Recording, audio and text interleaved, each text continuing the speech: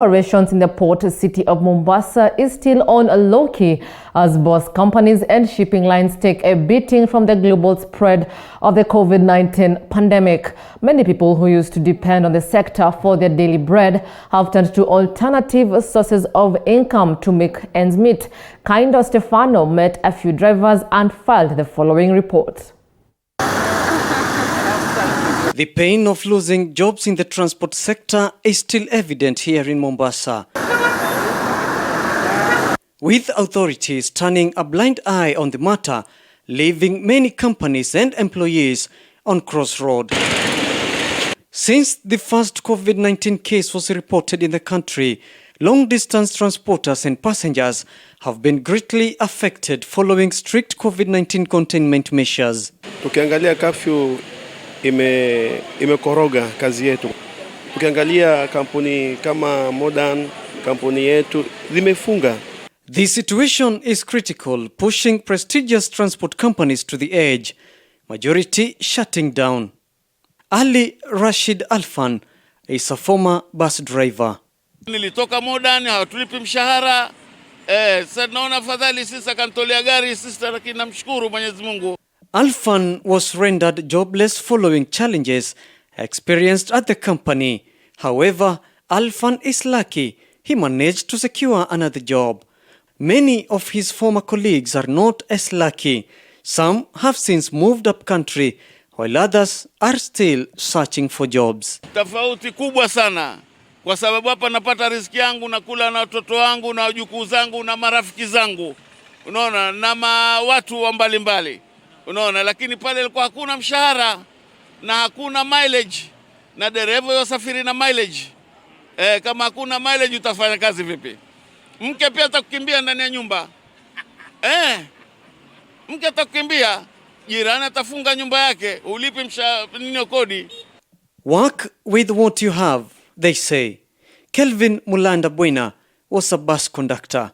Quite a number of his colleagues, both drivers and conductors, were laid off. Now Kelvin survives on packing and unpacking cargo on buses. Mimi nilikuwa conductor, kazi yangu ya conductor ilikuwa nzuri sana, lakini sasa kadri tulivyoendelea corona ilipokuja ikabidi magari kusimamishwa kila kitu kikarudi chini.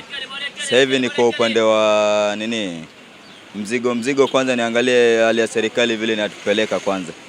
He says he's okay with the little he gets, though with difficulties, but it gets him moving.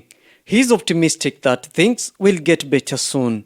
Alafu upande mwingine kipato cha hapa chini ni kujikaza kama mwanaume ili mambo yasiharibike vile sana. Lakini kila kitu kiko sawa kwa uwezo wa Mungu tu. It's 7 a.m. in the morning. Everyone is busy, but it's easier to notice a few men on different bus offices speaking in low tones. We are told these are former drivers who report here every morning, praying someone on the employment list misses to report to work so that they can take their place. This is how they work. Some even run after tuk-tuks just to secure a passenger. Convincing a passenger to board a certain bus reciprocates to money in the pocket. Most of them declined to speak on camera. Mmoja kila kampuni ukiangalia kama yetu inabeba abiria, inabeba madereva tuko nao kama gari 20. Kila gari ina dereva na conductor na loader. Sasa hawana kazi. Idadi ambao wamesimamishwa kazi sasa hizi kwa kampuni yetu ni watu 50, kwa sababu sasa hizi mabasi tumeweka kando. Madereva wako kazi, makondakta wako kazi. Some of the bus companies are said to have closed down without paying employees arrears. Many former employees are agitated by the move, and this has resulted to several litigations. Hawajabahatika, wingi wamempeleka kotini yule jamaa. Kuna mbunge fulani ampelekwa yule jamaa alipe madreva, karibu madreva 3,000. Anataka na alipe yule jamaa. Yuwapeleka hivi. Unaona? Atakana alipe haki za watu. Transport companies are hugely affected here in Mombasa, not only ferrying people from one city to the other, but also in the cargo sector.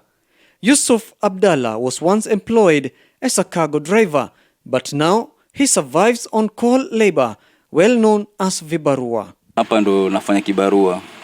Kuna wakati ilikuwa na kazi ya permanent kwa kampuni, lakini ilikuja kasimamishwa wakati wa corona, nikuja kasimamishwa.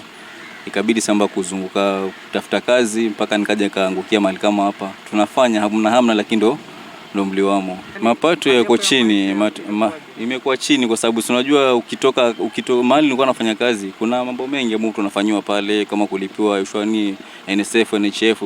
Sasa kazi zingine zetu za jua kali wa mara nyingi si rahisi kuwa tunakata hizo vitu. Unaona. Sasa bado tunasema bado tumepoteza, lakini ndio hiyo kazi kidogo. Ikitokea tunafanya. Sasa ingine unaweza kaa hapa the whole day bila kuna kazi yote. Unakuja tu hapo, unakuja unashinda hapa, unatoka unaenda zako nyumbani. Coastal city of Mombasa is known to many as the port city. Employment opportunities are largely concentrated on this small island, and there is fear that job losses, especially among the youth, may fuel cases of crime in the area. Kama kampuni ya transport ndo kampuni ambayo ni sekta ambayo imebeba vijana youth wengi sana na imekufa.